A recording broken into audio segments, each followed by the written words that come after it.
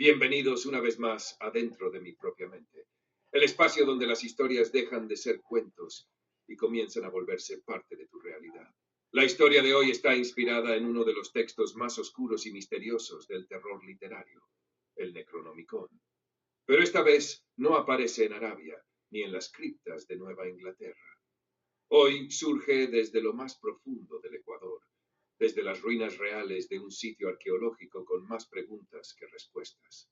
Acompáñame a descubrir qué fue lo que realmente encontró el arqueólogo ecuatoriano Samuel Villacrés en la quebrada de Culebrillas y por qué jamás debió abrir ese manuscrito.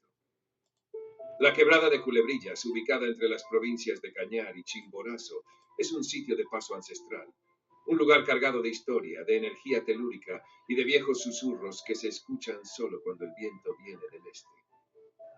Durante siglos, los pueblos originarios hablaron de túneles que conectaban el lago con las estrellas y de un objeto prohibido enterrado más allá del tiempo. Pero nadie se tomó esas leyendas en serio, hasta el año 2019.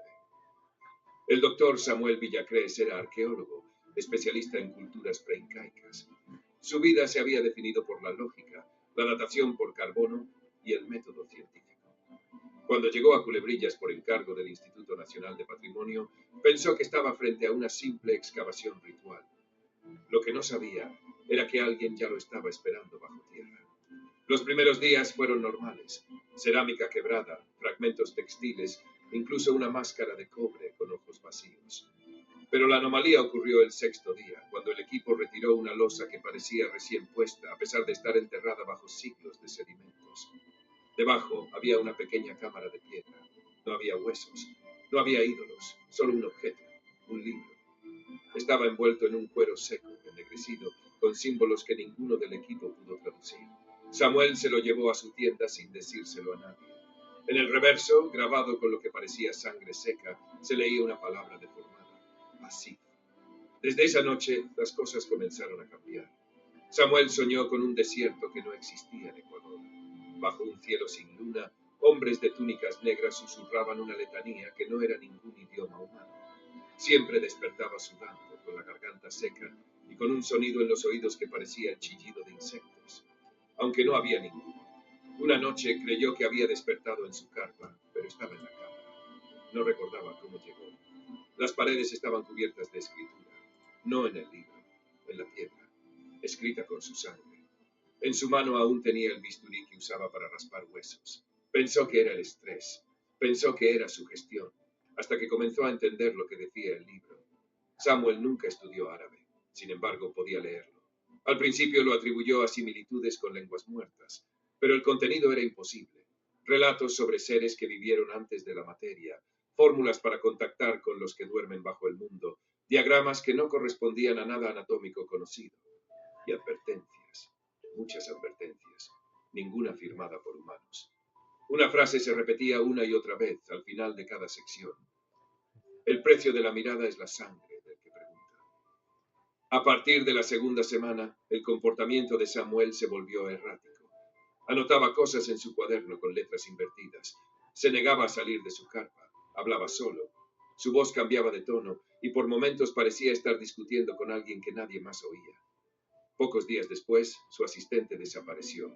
Se llamaba Emilio. Había bajado solo a la cámara para tomar fotos nocturnas. Nunca volvió a subir. El equipo de rescate no encontró su cuerpo. Solo la cámara abierta, con las paredes llenas de marcas como si alguien hubiese raspado desesperadamente con las uñas desde adentro. La policía cerró el sitio por falta de condiciones de seguridad. Samuel volvió a Quito y se llevó el manuscrito con él. Vivía en un pequeño departamento en la Floresta. Al principio solo pasaban cosas pequeñas, objetos que cambiaban de lugar, relojes que se detenían exactamente a las 3:13, pájaros que se estrellaban contra las ventanas. Pero luego vino la noche del espejo. Samuel despertó con la sensación de que alguien estaba de pie junto a su cama. El cuarto estaba a oscuras. No se atrevió a moverse. Cuando por fin encendió la lámpara, no había nadie. Pero en el espejo había algo. Una figura, alta, flaca, sin rostro, que parecía observarlo desde el reflejo, pero no desde la habitación. Después de eso, Samuel comenzó a cubrir los espejos con sábanas. No quería verse, no quería ver lo que estaba detrás de sí. Grabó videos, En uno de ellos su rostro está cubierto de símbolos dibujados con sangre. En otro simplemente repite una frase en un idioma desconocido durante 13 minutos. Su voz cambia como si fuera la de otra persona. Una noche dejó la puerta de su departamento abierta. El conserje del edificio encontró el libro sobre la mesa. Las páginas estaban abiertas. No había señal de Samuel, solo un olor húmedo, a tierra recién removida. En el espejo del baño alguien había escrito con los dedos: él ya miró, ahora te toca a ti. Una semana después, en la quebrada de Culebrillas, unos pastores encontraron una figura humana arrodillada frente al lago. Estaba viva, pero no hablaba. En las uñas tenía tierra, en la espalda símbolos que parecían cicatrices viejas. Nadie pudo identificarlo, pero su mirada era como un pozo sin fondo. El manuscrito fue incautado por una unidad especial de patrimonio. Se dijo que era una falsificación, pero el edificio quedó vacío. Nadie quiso volver a vivir allí. Y quienes participaron en la excavación original murieron o desaparecieron en menos de un año. Hoy, el manuscrito está guardado en una caja de plomo, en una bodega del Ministerio de Cultura.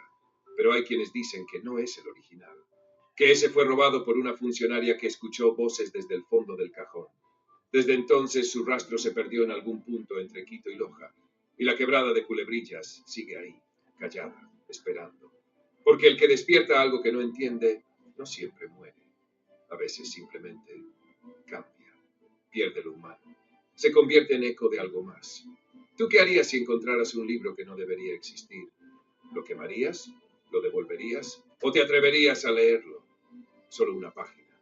Y si ya lo leíste, ¿cómo sabrías que no estás escribiendo en él cada noche?